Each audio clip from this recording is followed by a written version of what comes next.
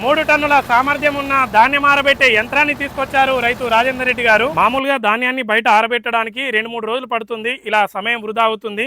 ఇలా ఆరబెట్టే క్రమంలో వర్షం వస్తే చేతికందిన పంట నష్టపోయే పరిస్థితి అయితే ఉంటుంది. ఖచ్చితమైన మాయిశ్చర్ ని తెలుసుకోలేకపోతున్నామనే ఉద్దేశంతో రైతు ఈ యంత్రాన్ని తీసుకొచ్చారని చెప్తున్నారు. 20 రోజుల క్రితం 8,50,000 రూపాయలతో హైదరాబాద్ నుంచి తీసుకొచ్చారు. దీని ద్వారా వరి, మొక్కజొన్న, సోయా, సన్ఫ్లవర్ ఇతరత్ర ధాన్యాలను ఆరబెట్టుకోవచ్చు. ఇది గంటకి 15 లీటర్ల డీజిల్ తీసుకుని ధాన్యం యొక్క మాయిశ్చర్ ని 4 నుండి 5% వరకు తగ్గిస్తుంది. ధాన్యం లోడింగ్ కి అరగంట, అన్లోడింగ్ కి అరగంట పడుతుంది. తేమ శాతం చెక్ చేసుకోవడానికి ఒక చేతి పరికరాన్ని ఇచ్చారు. ఇతర రైతులకి గంటకి 2,500 చొప్పున అద్దెకిస్తున్నారు రైతు రాజేందర్ రెడ్డి గారు. ఈయన నిజామాబాద్ జిల్లా బాల్కొండ మండలం జలాల్పూర్ గ్రామానికి చెందినటువంటి రైతు. ఇది నడపడానికి కనీసం 45 HP ఉన్నటువంటి ట్రాక్టర్ అయితే అవసరం పడుతుందని రైతు చెప్తున్నారు.